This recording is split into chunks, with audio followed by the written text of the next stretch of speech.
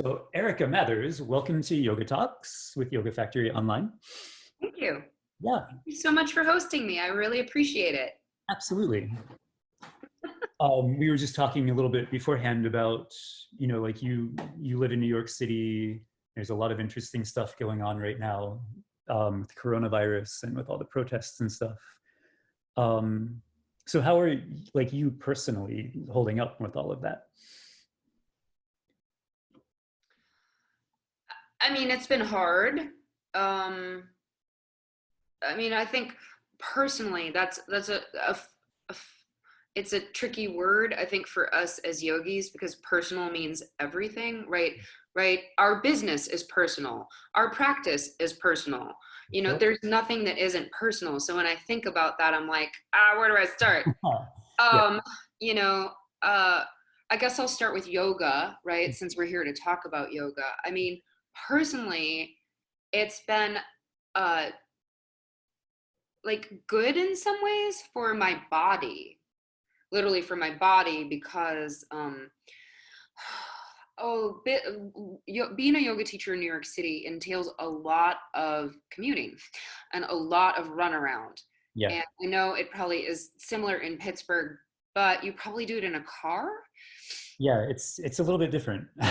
Yeah, it's a little different in a car than it is in the subway.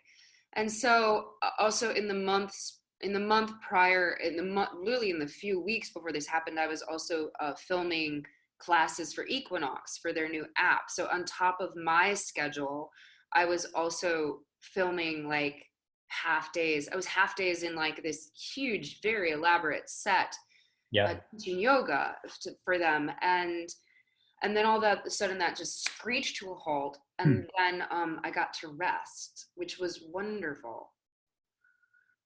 But I think that for us as teachers, right, it's kind of hard to separate the teaching from the practice of yoga, and and to be immersed in yoga like all day teaching it kind of creates a stronger contact point. And so to have all of that contact kind of fall away has made me kind of like reassess my like relationship actually with my practice. Like, where is my practice? If I was relying on, what Anna Forrest calls like kinesthetic transmission, like that I was getting so much yoga nutrition every day because I was teaching, right? And not teaching sitting on this little pillow talking to a screen, right? But walking around and being in people's energy field. And so all of a sudden the dose of yoga that I'm getting daily has also plummeted.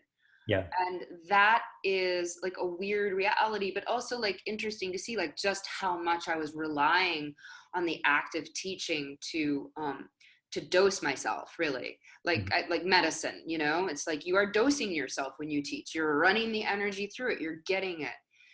And so personally, that has been like tricky, like, right, like even a little earlier I was like, okay, I had to sort of build up my cross training. I was like, I have some other things I do, like basically I walk and I do yoga. And I was like, okay, like today I've walked almost 8 miles today, right? So then I was like, I need some other things. So like building out my personal practice with like some cardio, like jump rope and some qigong and some tai chi. So personally, it's recalibrated my relationship with yoga, the asana practice of it, the energetics of it. But at the same time, I think the spiritual and personal development parts of it have been really strong. Nice. Right? Because with these are the moments that we needed something to, the tools of yoga, the hold steady in difficulty, the don't quit, the being comfortable being uncomfortable, like those sorts of things that I learned in Forest Yoga have been put to great use here. And so like personally, it's been like this. Yeah. Like a lot of rapid cycling. I thought this week was gonna be a crying week. On Sunday night, I was like, oh, then my mood just slipped. I think this is gonna be a crying week. But weirdly, I haven't cried. but I don't know if that's because everything has been so shocking and maybe I'm just like numbing out. I'm not sure. Yeah. We'll figure that out tomorrow, I guess. This week has been like a whole new layer of trauma kind of just dumped on the top of all the previous trauma. So, Yeah. yeah. Yeah. Yeah. So it's weird. And personally, I think I'm fine. I mean, for the most part, I'm fine. I got 10 fingers and 10 toes and a roof over my head and a solid friend network. And fortunately, who knew a career that kind of can mold itself to a new medium, Mm-hmm. you know? Yep, I mean, I guess that's good news. it is for sure. I don't know that I like it, but it is good news. Yeah. Yeah, and it's important, I think, to find those aspects that we can be grateful for, that we can still keep the energy moving forward, you know. Yeah. Yeah. So I was looking through your bio a little bit before we hopped online, and I was reading before you started your yoga practice, you were actually a pretty accomplished pianist. Yeah. Do you still do that at all? Or is it something that you've sort of put aside? I have had a little bit of like resurrection Mm-hmm.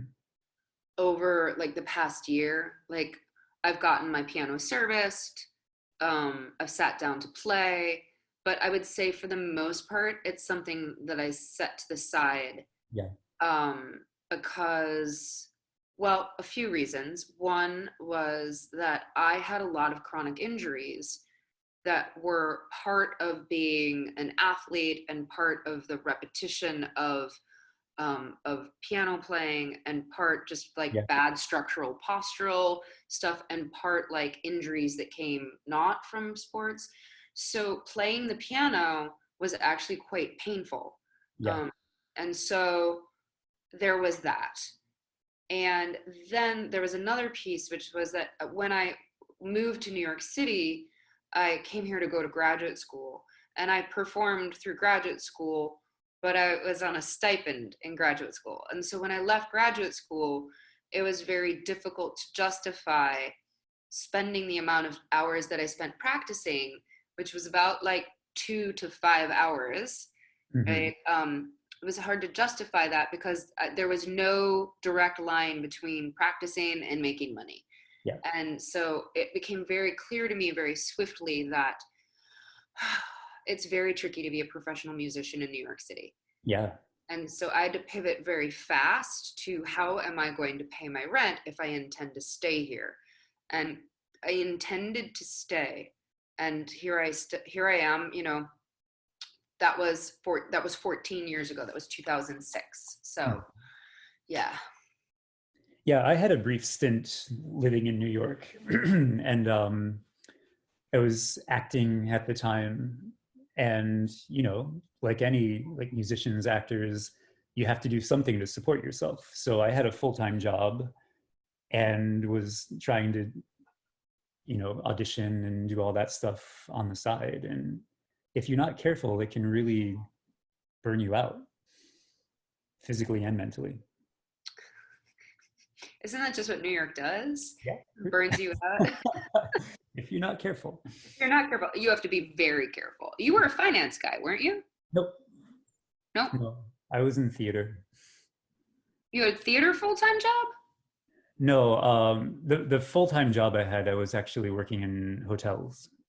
Oh, that's right. You were in hospitality. Yep. Yeah. Yeah. I mean, hospitality could be a good gig to audition on the side, but full-time? Yeah. Yep. No, but that's tricky, right? Because you need a full-time income in order to pay your bills. I mean, when I left graduate school, I worked retail for like 18 months, minimum wage, Mhm. and I had a rent stabilized apartment, Nice. and I had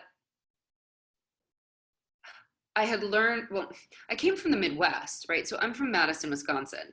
And so I was accustomed to cooking for myself all the time. The way that New Yorkers do restaurants and takeout, I hadn't been acclimated to by the time, I was doing this transition to teaching yoga. So I was still cooking for myself, like all of my meals, like I never ate out. Yeah. And so I was very frugal. And I think that's how I did it. But also because I was working part-time retail, I was able to kind of like just like do the Tetris of rearranging my schedule with my boss when I was like, hey, I have to go to an audition, right? Because it was also like auditioning to sub and things like that. So it was I'm not quite sure how I did it, kind of like looking back at it actually, but I think it was Yeah. just, well, actually, no, I do know how I did it. Actually, I was below the poverty line Yeah. because I remember my first like year of taxes, I was like, okay, I made $12,000 a year. I made $12,000 this year. How am I actually surviving here? Not entirely clear to me. Yeah. Um, no, I do know. My uncle gave me a gift of like $7,000, and $7,000 was enough to float my rent for 6 months. Yeah. Yeah, Yeah. and that was all it took actually to get on my feet teaching yoga. It Nice. took a little longer. It took a little longer than that, but um, but I was able to pull in enough income, Hmm. in that time period to offset it. And that's probably what I was doing. Anyway, so yeah, New York, tricky. Right. And so while you were playing and maybe during grad school as well, like you were getting migraines and sort of your health was deteriorating. And so I was reading in your bio that you, as with the same story with a lot of people that discover yoga, like you found, I don't know if your first class was Forrest Yoga, but you found that yoga actually really helped with your migraines and sort of helped manage that. Well, there's where the story sort of goes off the rails. Yeah. So yes, I actually started practicing Forest Yoga in my hometown, Madison, Wisconsin, in probably 1999. Wow. Yeah, and actually, I was in contact with my first Forest Yoga teacher a couple of weeks ago. She now lives in the Bay Area and is like a therapist. Hmm. So I started getting the migraines when I was 26, and um, it was crazy, man. It was so bad, but also I was in sort of denial. I was like neti potting and like drinking chamomile tea and like rubbing myself down with oils, and it was suggested to me by a healer. We'll just sort of leave it at that. Or I can tell you the funny story, but I'll progress to sort of your question.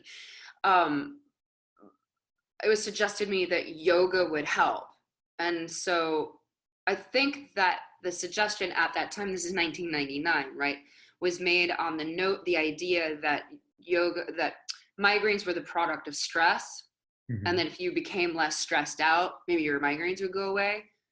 Not the case for me. I'll circle back to that, but I started trying to find some yoga classes to do, and I did. I think the first class I went to actually was probably a bikram class, and oh boy, that's a rough way to start. Yeah. There were a lot of things I liked about it. Well, there were a lot of things I liked about my teacher. First of all, the teacher was like a very Rubenesque woman. She's probably 5'11". She's diabetic, and she was there just like in her top. What I'm saying. She's in her top with her device, right? Which a lot of times people would have been ashamed of, like having a device Mhm. for her insulin, but she was just like whatever. But I mean, it was really hot. And for me, and this is not the way it goes for all people with migraines, but for me, heat does not help my migraines. Mhm. So So Bikram was kind of like, also I was very deep in my body dysmorphia, and the mirrors were very, very confronting in a Yeah. way that was intolerable. Yes. So I was like, okay, you're cool, but not sure about this. So next. And then I went to an Ashtanga class, and the Ashtanga class was rigid in ways that I didn't really understand because I was a beginner. Like, I mean, a beginner, right? Yeah. But also, I mean, I'm going to each of these classes with a very distinct question in mind, which is, how is this going to help me with my headaches, right? Right. And it Yeah. was not clear to me at all how Ashtanga was going to help me with my headaches. I didn't understand what this chanting was about. How's that going to help me with my headaches? I didn't understand like why I needed to memorize this series and how that was going to help me with my headaches. So I was like, this isn't a good fit. Mm-hmm. And then I went to like a vinyasa class. I went to vinyasa class. I just chuckled because I did a podcast interview like last weekend with some girls, some women in Madison who also took with this vinyasa teacher. So we sort of like, we had memories about Lisa, and I remember going to Lisa's class, and there was a lot of, again, there was chanting and harmonium, but I was kind of, again, like, how is this dancey exercise going to help me with my migraines? It was unclear to me. I liked her, right? But again, I was like, I don't get it. Yeah. And then I went to the Forrest Yoga class, and I mean, I think you could probably put this together that like if the first pose is like neck release, right? And my neck felt just an entire mosaic of pain. Yeah. That I was like, oh, I see how this might help me with my headaches. And so that was it. That was it. And I'm a forest yogi from the start. It Yeah. is my first practice. It is my home practice. Of course, because I live in New York City, I've been exposed to many other practices. In graduate school, I practiced Iyengar for 2 years. In graduate school, I tried to hunt down a Forrest Yoga teacher, and there were none, except there were people teaching Forrest-inspired vinyasa. So I took some Forrest-inspired vinyasa with a wonderful teacher whose name is Ai Kubo, and she also left for California, because it seems like every yoga teacher like ends up in California eventually, right? So you know, I also, because when I moved to New York City, there was no Forrest Yoga. I also took like Jiva Mukti sort of inspired, kind of like they called it vinyasa, right? But it was basically Jiva Mukti yoga. Yeah. So in New York City, weirdly, because I could not get the thing I wanted, which is very weird in New York City, right? Because New York City is the place where you should be able to get whatever you want. Pretty much everything. You Right. know? Yeah. But I could not get Forrest Yoga. So I was forced, I was forced out of my nest. Yeah. And carried all of my Forrest Yoga training, which was basically like 4 years of Forrest Yoga training, with me to move to New York City. Mm-hmm. And that's, that's it. And here we are, it's my original practice. And I don't meet that many people for whom Forrest Yoga is their original practice instead of something they arrived at after the other practices. Right. Yeah. I think partly it's because there's not, at least where I go, like there's not that many Forrest Yoga teachers out there, or a studio where you can find a lot of classes on the schedule. Like it's very specific. There's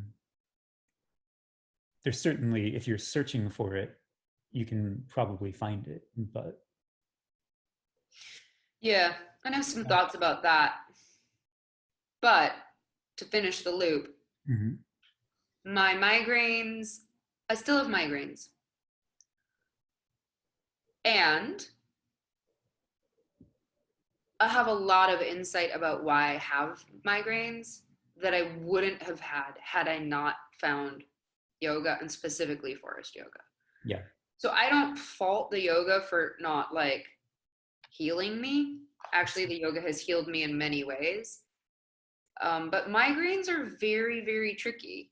They're very, very tricky. And I remember Ellen Heed saying to Ellen Heed used to run the anatomy course for the Forrest Yoga Foundational Teacher Training. I remember her, and she's she's an amazingly knowledgeable human about kinesiology, about anatomy, about the very deep inner workings of our organs. And she said, yoga isn't a magic bullet for migraines. So, I was like, okay. Then it wasn't my fault Yeah.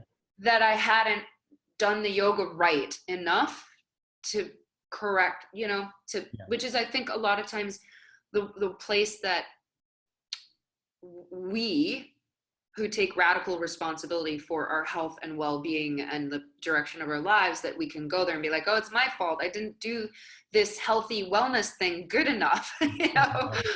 So yeah. So, the migraines they're still here, but interestingly enough, I've had far fewer of them during this quarantine. And the ones that I have had, I can directly link to excessive alcohol consumption. So that's telling. And that was not the case prior. And so I think that sort of maybe closes the loop on sort of the, the migraine question and the yoga lineage, its relationship and how we got here. I'm happy to talk to you about why there aren't that many Forrest Yoga teachers, unless you have a different sort of way you want to take the conversation. No, I mean, I was just going to ask you, and we've already touched on it, but like, why specifically Forrest Yoga? Like, what drew you to that, and why did you stay? So, I mean, we've already sort of touched on that. I can elaborate if you like. Yeah, that would be great. As a lot of people, I mean, I've worked with Anna on a couple of different occasions, and it's funny, the first training that I went to with her, I was like, I'm going to this advanced Forrest Yoga training, and people were like, so you're doing yoga in the woods? Like, she's not on the radar for a lot of people. So yeah, what was it about her and the yoga specifically that kept you coming back? Well, let's deal with the yoga first. Sure. Because I didn't meet her. I met her yoga first through my first teacher, right? And I think to give you like a more rich understanding of me, I came to the yoga with this problem to solve, but I also came as a former athlete and with a lot of body image problems. And so these three threads, I would say, kind of intersected. That at the yoga was the first time that I was introduced to the notion that my body and what it could do was valuable for how I could feel instead of the results of the posture. And this was very new. This is a new concept to me, because as an athlete, it was always harder, faster, higher, stronger, that's where it was. So the sports that I did was, I was a swimmer. I started swimming competitively when I was 7. And then in college, I was on the crew team for a year. I was a freshman, varsity freshman, basically. I walked on the team, didn't know how to row, sat in the varsity boat. Right. So, in part just because I was strong, and I'm not hugely tall. I'm 5'9", right? But I was just strong and just pulled the shit out of that oar, man. So anyway, so I came to yoga with this sort of athletic background. And Forrest Yoga, as you know, well, Bikram too, it's very athletic, right? So Forrest Yoga has this athleticism to it that is not, it's not the point, right? That's not the point. It happens to be a feature of the yoga that is relevant, but the athleticism and the difficulty of it isn't the point. So I got to learn my body in ways that were new to me, but were exciting from the vantage point of a former athlete who I enjoy feeling strong. I enjoy doing like I was like, oh my God, I didn't know I could do this. Like, it's amazing, right?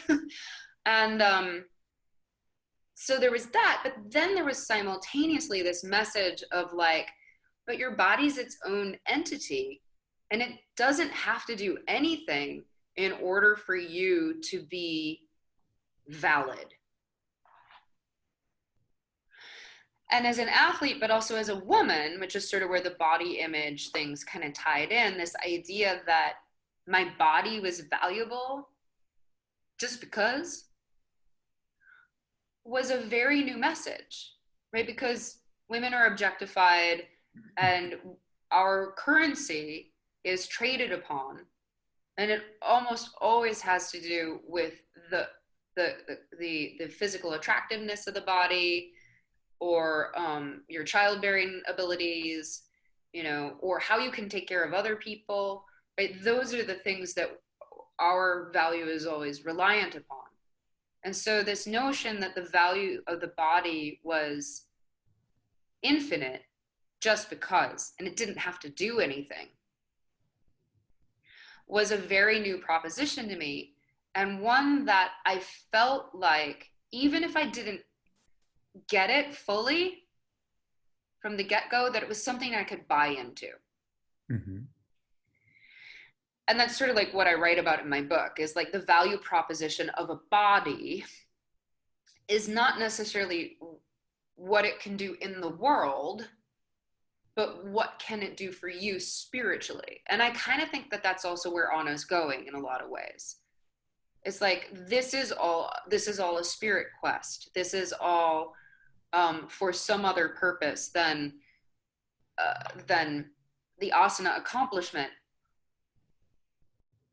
And the asana accomplishment, I'm sure that you learned at the training too, that the asana accomplishment was only as valuable as the means had integrity. Mm-hmm. Right? And I think Anna's really clear about that. And she'll call out all the people who are like, yeah, you're talented, but there's nothing going on there. Right. And she sees right through it right away. Yep. And so like, that all was very attractive to me and kept me coming back as a very, very sick person, like sick physically, but sick mentally too. Also there's this, you know, this thread through Forrest Yoga of rehabilitation of an abused human, right? Yeah. And so I was an abused human. So also to find a place where there was a language about trauma recovery that felt really empowering in a new way. It wasn't like talk therapy. It was like, oh, this feels like this. I'm a doer. I mean, you're a doer. This is why we do yoga, because we're doers. And so it was like, oh my God, there's something I can do besides just talk to you about this shit, which is making me crazier. Right. So that was incredibly empowering. And those things all kept me coming back. Mm-hmm. Then enter Anna Forrest. Okay. So my teacher was like, Anna's going to do some intensives in Chicago. You should go down. I was like, this is a lot of yoga. But I went down to Chicago to Moksha Yoga, and I did, you know, one of her intensive weekends, which is like 5 classes. It's 1 Friday night, 2 Saturday, 2 Sunday. You're familiar with the structure. Yep. It was a lot of yoga. And, you know, I didn't love her immediately. I kind of felt, and this is actually, I see this now happening at Forrest Yoga gatherings, because now I'm in it, but I felt very much like an outsider. Mm-hmm. Because there is this sort of like, everybody's sort of like their feathers are ruffling because they're seeing people they haven't seen in a long time. And there's all these like luscious hugs and everything's a Twitter, you know? Yeah. And it felt very much like like the assistants were giving assists to people they knew, which they were, Yeah. right? And so I felt very much like an outsider, which is something that when I talk to my Forrest Yoga business mentees about what it means to create community, it's like, hey, be careful, because the things that make you kind of like feel so zinged up in your community can make other people feel repelled. Yeah. When you get together with those people. So it's like, be sure to look around. If your community is actually important to you, and the Forest Yoga community is important to you, then look around and maybe talk to someone who looks like they don't know anybody. Right. Welcome them into it rather than. Yeah. So I felt very much like an outsider. I've never spoken on this actually. I felt very much like an outsider, and that was weird for me, but I'm also sort of used to being an outsider in social scenarios. I wouldn't say that my large group social skills are great. I'm more like a small group person. I'm a one-on-one person. I'll be a wallflower. I'll watch, or I'm like the life of the party. And I see that can be a little schizophrenic, but oh well, it is what it is.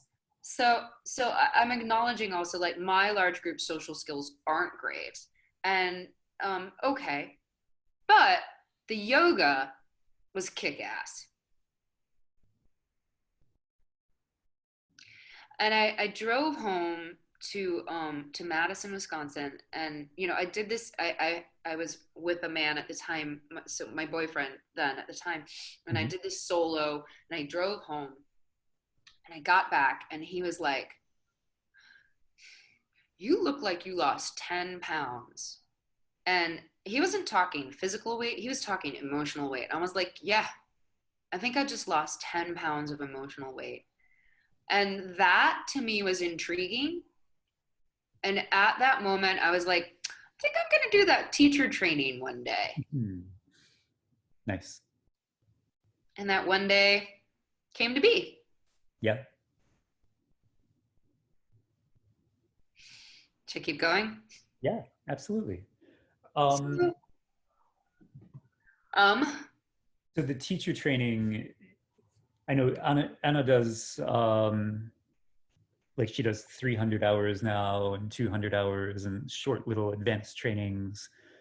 Your first experience with her, was it one of the longer ones, like a month-long intensive, or? yes. So the structure for the teacher trainings is the 200-hour training is a month-long immersion. So that's the 200-hour. Yeah. Then there's like 3-day, 5-day CETs, which are like more for people who want to continue, or for people like maybe such as yourself who aren't sure that they want to do the advanced teacher training. So, which is a 9-day commitment, right? So yeah. I entered in at the 200-hour, which was the only point of entry. Yeah. For someone with no training. And I don't think I even saw Anna between that Chicago weekend, and I had decided to do the teacher training, and then she was teaching at the Yoga Journal conference in Boston, and I was like, before I plunk down like $8,000, maybe I should just make sure that I want to spend a month of my life with this person. Yeah. So I took myself up to Boston, and I was like, yeah, I do. She's compelling and trustworthy. Like she struck me as trustworthy, like fast. So that was 2006. And I did my training in the summer of 2006. I had taken a medical leave of absence from graduate school. Because my migraines were really out of control, but I think they were out of control mostly because my advisor was harassing me. So yeah. I would do it. Yeah, my advisor is harassing me. So I was like, you know what? This isn't going well. Let me press pause And then sort of the way a medical leave of absence worked was you got a year to either just tell them that you were going to come back or that you weren't. So I did my training. It was July in Boston. So I wrapped up my graduate studies in like May, had a month to kind of like, you know, do whatever I did, no idea. And then went to Boston, and I lived in the YWCA, and I rode my bike. And when we did it, it started at 6 a.m. Yeah. So the training started at 6 a.m., which maybe it doesn't anymore, which I think is merciful to the assistants if it starts a little later. But we started at 6 a.m. and we ran from 6 to 9, and we had like 2.5 hours. So then I'd like ride my bike back to the YWCA, and like avail myself of the free breakfast that I was getting there, which was terrible, but it was food, and I was broke, you know. I was basically broke. Yep. I wasn't broke. I didn't have much money. And then we were back, you know, at the studio, and this was Back Bay Yoga in Boston. We were back at the studio at 11:30, and we ran to like 4:30 or 5, and we did that for 27 days. Yeah. 27 days, and then we stuck around for 2 days after, I think, for like I think it was 2 days after no, I don't remember. What did we do after? There was something we did after. It might have been the business course. Yeah, because so they'll do 11 days on, Mm-hmm. and then there's in the middle, there's the anatomy course, and that's usually 3 days. And then another 11 days, and that's what gets you to 22, 25. And then there's 2 more days that gets you to 27 days, and that's the business course. Yep. So yeah. And I went from practicing like once or twice a week, doing that. I packed for a month in like a carry-on. That's awesome. That's how I like it. Well, I mean, it wasn't awesome because I had 3 changes of clothes. And I did not have a yogi toes. So the first practice, there were 100 people in the room, and it was so hot, right? You know, it gets so hot. But this kind of heat, interestingly enough, I've noticed like sort of this slow ramp up of heat, my nervous system does better with. Sometimes it gets over the edge and I'm like, okay, this is getting really edgy for me. But that slow ramp up of heat, my nervous system seems to do better with. And also, I mean, so hot for Forrest Yoga means like 96, right? 90, yeah. 96. And still that's not hot enough for the Bikram people, right? So, but it was so hot and we were sweating buckets. And I remember the girl on the mat next to me, Aixa, she was like, would you like a washcloth? And she gave me like a couple washcloths to put my hands on. But I mean, it was bananas. Yeah. And so the first thing I did was buy myself a yogi toes. Cause but I mean, I don't think I bought any more clothes. My strategy was I did laundry like every 3 days, and I went home and I showered in my clothes. Nice. And I rinsed it out in the shower, mm-hmm. and then I hung it to dry, and then I wore it once more later. Nice. I did not know what I was in for. No one knows what they're in for when they go to Forrest Yoga Teacher training. They just don't. Nobody knows what they're in for when I think there's a little bit more broadcast what you might be in for when you go to a Bikram yoga training, but Forrest Yoga is pretty clandestine, actually. And to your point, like you were like, people are like, so you do yoga in a forest? And it's like, why is it that people don't know her more? And I think that it's in part a product of there not being that many teachers. Yeah. And the teachers who are teachers aren't zealots. Sorry to put it that way. I mean, but you know what I mean? There are bikram people who are like zealots. They're like, this is it. And then they tell everybody about it. And it's the only thing they talk about. You're like, whoa, dude, glad you found God, you know, like take it down a notch. There are people like that in most lineages of yoga. Yeah. Yes, I think that's fair to say. Yeah. But, or perhaps I've always thought that the ghost in the machine with Forrest Yoga is that the point of Forrest Yoga is explicitly for you to be authentic. Not authentically a Forrest Yoga teacher, although that's part of the package, but for you to be authentically you in your human form, whatever that means in the world. Which requires a lot of work. It requires a lot of work. And if that's the ask, that most people will go through this transformational process. And at the end of it, when the question is it authentic to you to teach? For many people, I think the answer is no.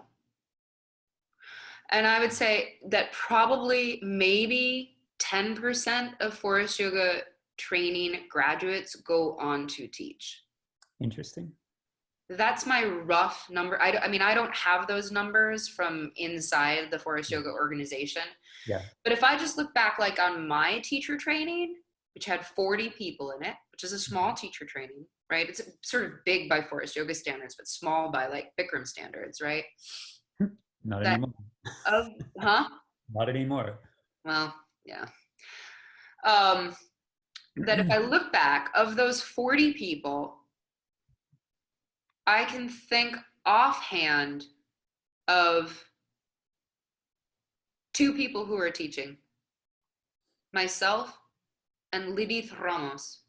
And that's it. Those are the 2 people I can think of offhand. Yeah. That is a very, very high attrition rate. Right? But it's also, what, 14-ish years? Yeah, it's 14-ish years. And so did people teach and then stop teaching, right? Yeah. Maybe. Yeah. So, but also, you know, what is the longevity of the profession? That's a great question. But I would say that, you know, this point is also illustrated by a conversation I had with Les Leventhal. Do you know Les Leventhal? I don't think so. Okay. Well, Les is a Forrest graduate who teaches mostly like on the West Coast and in Bali was where he was teaching a lot. And I actually, the only time I've actually taken class with Les, we were both teaching at the Bali Spirit Festival. So we were in Bali together. And he taught such a beautiful class, a very hard class, like very hard athletic vinyasa, Forrest inspired vinyasa class, and very intelligent, like thematic material that he was developing basically about death, which I thought was incredibly courageous and also not a turnoff, like compelling.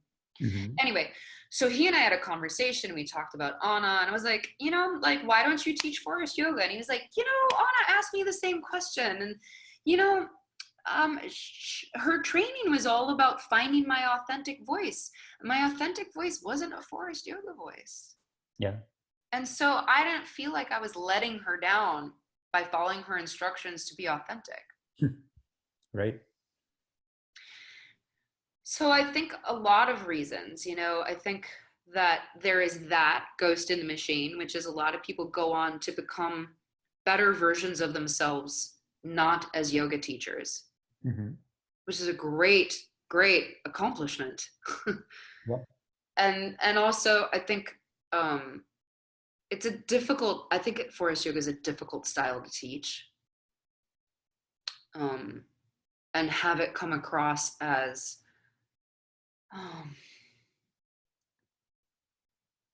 organic and compelling.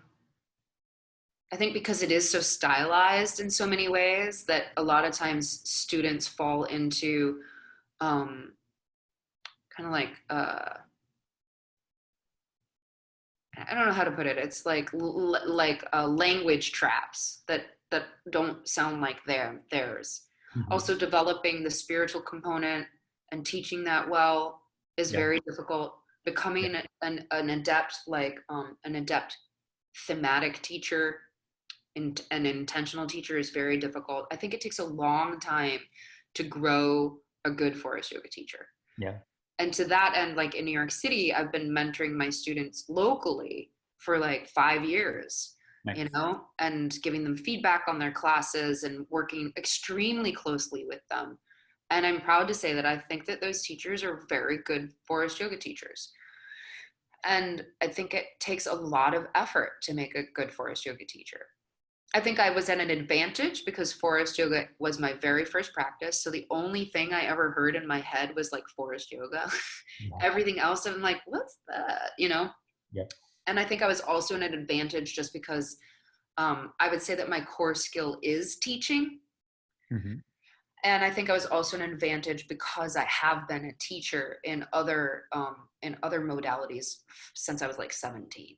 Yeah, So the act of teaching, the skill of teaching was not new to me. It was just like, what am I teaching now? Oh, I'm yeah. teaching yoga now. Okay, cool. You know? You would like fall into that. Yeah, Yeah. yeah. Nice. So we have a couple of minutes left, and I wanted to talk to you about your book a little bit. Oh, thank you. Yeah, it's called Your Body, Your Best Friend, correct? Yes. Here, I'll pull in a.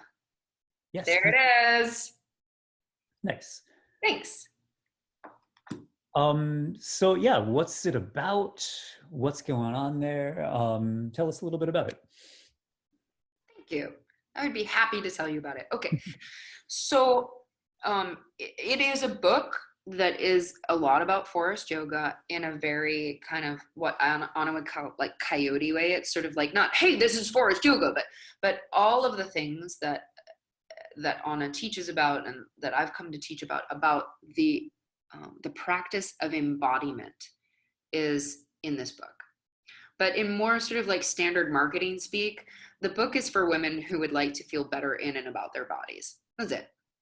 Right. So if you have a body image issue, if you just don't like yourself very much, if you spend a lot of time obsessing about your weight, um, this book could be useful for you. And it takes yoga tools and applies them to this very specific problem. I don't like my body. And out the other end of the book, the promise is that you will have better perspective on that for sure.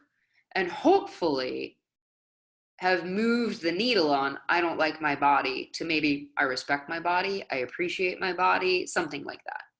Mhm. And that's sort of the basic packaging of it. And it also does this work that I think Forest Yoga does, which proposes to you that your body is an ally on your spiritual quest. It's not an instrument, it's not a stepping stone, it's not something to be bypassed. It's actually like your buddy on this journey. Yeah, And that actually you can't sidestep your body and anticipate being fully realized as a spiritual person. I think that's a really important point. Um, I've over the past couple of years, I've been branching out and doing a lot of different trainings and trying to learn from a lot of different people. And I think there's I don't even know what they would call themselves, a more spiritual yoga crowd that really is into the idea that the body and yoga asanas and all of that are sort of like, they're for, they're not for real yogis, that really it's all about the chanting and the spirituality and the reading from the ancient books. And all of that is great, but I like your point that the body is, it's important, it's an ally, and it can't be bypassed. It's part of us. we're on this planet for a reason. It seems pretty obvious. Also, it is the house for all the other parts of you. Yeah. So, kind of like to Anna's point, it's like, hey, why don't you clean up your internal environment so that your body has a nice home? Mm-hmm. Pardon me. So your spirit Yeah. has a nice home. Why don't you clean up your internal environment, which is your body and your thoughts, and so that your spirit could have a nice place to live. Right. And you And can start to connect with it. yeah, Mm-hmm. yeah. I hadn't thought about that particular kind of like scenario. I think probably maybe that what your experience of the more spiritual yogis, like, it might be like a backlash or a corrective against sort of the steadily increasing tide of yoga asana becoming like this exercise thing, Right. So Yeah. that may have been the corrective, is like, we don't do, that's not real yoga. Chanting is real yoga. And it's like, oh, okay. Did you know there are many kinds of yoga? And they all go together under this little package called Raja yoga, like Right. these things all go together. They're not like this or that. It's this and that, Yeah. you know. Yeah. So yeah, the book is like a love letter in many ways, Nice. to humanity, because I also feel that when we are violent with our bodies, we are more tolerant of violence around us in general. And this is applicable to men and women, right? The book is written to women, but it's for anybody who really wants to read it. And I imagine that it might be educational for men who have women in their lives. And I know you have at least one. So it is a plea, actually, to take care of your body and to use the time and the energy that you free up not hating your body. Because for women, and you may or may not be aware of this, I imagine you probably are, because you do what you do, but women tend to spend a lot of time obsessing about their looks. And that time, if it were freed up, could be put to much better use for that individual, for the people who have come in contact with that individual, for communities, right? So I frame it as a human resource problem. Yeah. In a way, like the amount of time that women spend not liking themselves is a human resource problem, because it means that half of the human species is not fully utilized for their own benefit, Right. and for the benefit of the people around them who they love. And because the like processing power is just running that constant loop. Yeah. correct. Yeah, and one of the exercises that I ask women to do is really to quantify how much time they spend doing this. And it may be like you said, it's just kind of like it's in the operating system running in the background at 10% all the time. Right. Right. But 10% all the time of 24 hours a day, That's a lot. it's a lot. Yeah. That's a lot. And it doesn't just take up time, it also takes up energy, because it's actually disliking yourself sucks your energy. Mm-hmm. Right? Nobody's lifted up by disliking themselves. Nobody has more energy because they dislike themselves, right? It actually is emotionally tiring, right? So it's not just the time, it's also like the energy of it. And then I ask my people to then like put a price tag on that.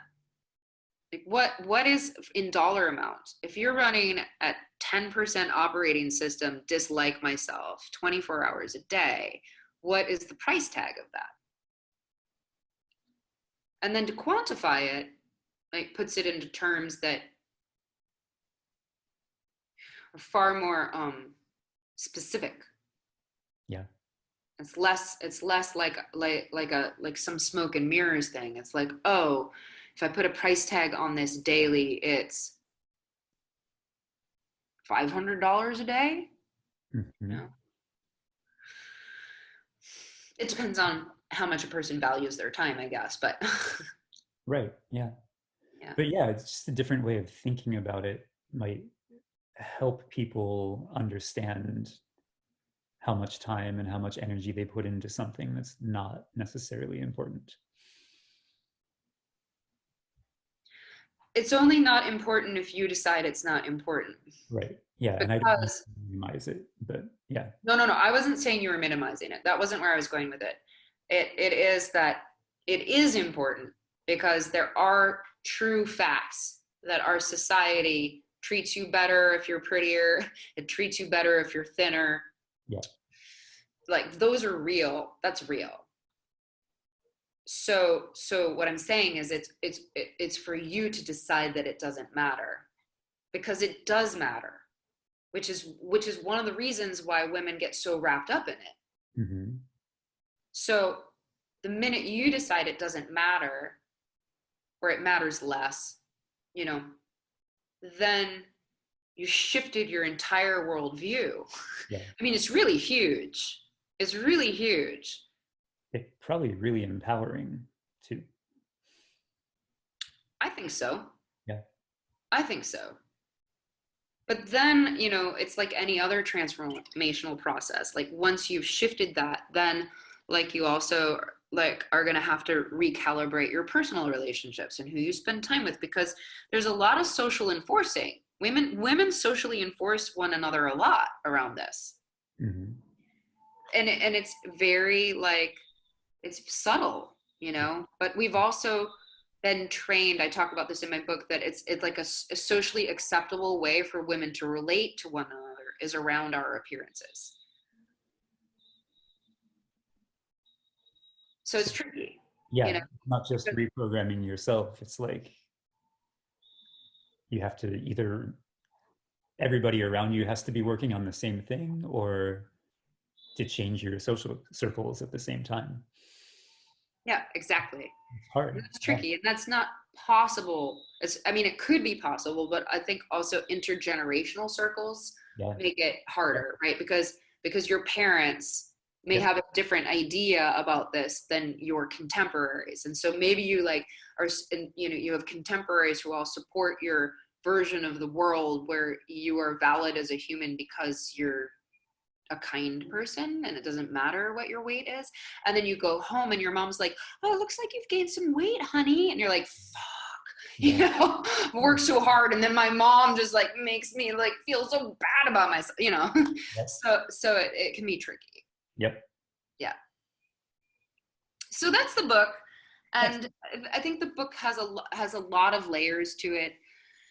It's a book with applications for many different life scenarios. It's a really book about philosophy, in all honesty, because there's no yoga postures in it. There's no photos. There's no yoga postures. There's nothing. Yeah. It's all the yoga of your mind and how that plays out in your body. Nice. So That's important. Will thank you you. hold it up one more time for us? Oh yeah, sure. You got it. Yep. There it is. Nice. And yeah, also, I mean, if you want to learn more about Forrest Yoga, I think there's a lot of Forrest Yoga in here in ways that aren't talked about in other places, and that Anna doesn't talk about them in this way in her book because, you know, I just have a different perspective because I didn't create this lineage, you know? Yeah. So it's sort of like my experience of Forrest Yoga, having received it, having sought to embody it, and then teaching it to my students. Nice. Yeah. That's really important. Like we were talking about before we started the interview, just stay safe. Thank you. Yeah. And keep keep holding that high vision for everyone. I really appreciate you. Oh, that makes me feel good. Yeah. Thanks, Seb. Also, it's nice to have an opportunity to talk to you. Yeah. I mean, we met briefly a Super. year ago, Yeah. right? And I appreciate the space that you've made at your studio for my teacher and my teacher's teachings. And I appreciate that you introduced her to all your folks. So thank you for being kind of an ecumenical yoga teacher. I think that's like, I think that shows strong and flexible leadership. And I think we need leaders who are both those qualities, strong and flexible. So it's nice to see leadership modeled in such a way. So. We touched on this a little bit earlier, but I really appreciate her,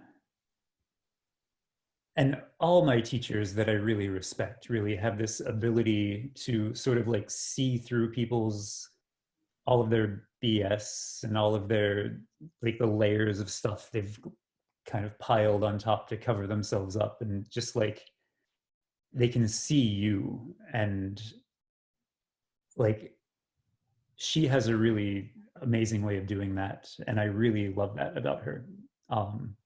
So yeah, it's absolutely my pleasure to host her here and to share that with the community.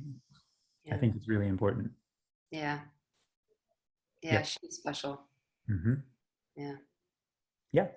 Hopefully, we've talked about it, she and I, about her coming back at some point, but with all the stuff going on right now, it's sort of been put on the back burner. But it'd be great to have her back here. I'd come. Nice. It was a short flight. Yeah. It's a super short flight. Such a short flight. It was like 45 minutes in the air. It's crazy. I was like, we're up, we're down. I'm in Pittsburgh. Yep. Pittsburgh looks a lot like, I was like, oh, I'm in the Midwest. It's like sort of like Madison, you know? Yep. Like, oh, this looks very familiar to me.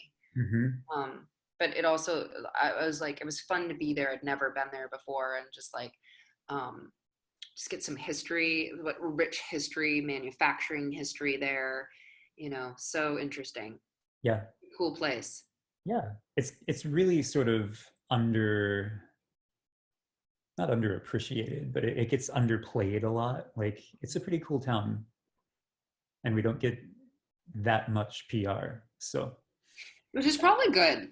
it is good. Actually, it's good, Oh yeah, the food was great too. We ate really well while we were there. We went to this like Polish vegan restaurant. Oh yeah. Insane. It was Yep. just, I was like, what? I mean, also, like, it was like, if this place were in New York City, you wouldn't be able to get a reservation. Yeah, it'd be packed. It would be packed all the time, and with a waiting list. You'd have to be like, can I get in 6 months? And be like, maybe, Nice. So yeah, it was so great. We had so much fun. And I brought a friend of mine who had never taken with Anna before. So Nice. it was really like, we just had a fun girls' weekend, and yeah, it was delightful. Yeah, please bring her back. Yeah, I'd love to. We'll get to work on that. Okay, marching orders. Next. Yes. All right. Cool. Okay. Well, have a great rest of your night. Keep in touch. I will. Thank you so much for hosting me. Thank you, Angelica, for all of your correspondence. I appreciate it. Thanks, Zeb. Thank you. Have a great night. I will. Thanks for joining, everyone. For more great interviews, online yoga classes, and events, come check us out at yogafactory.com.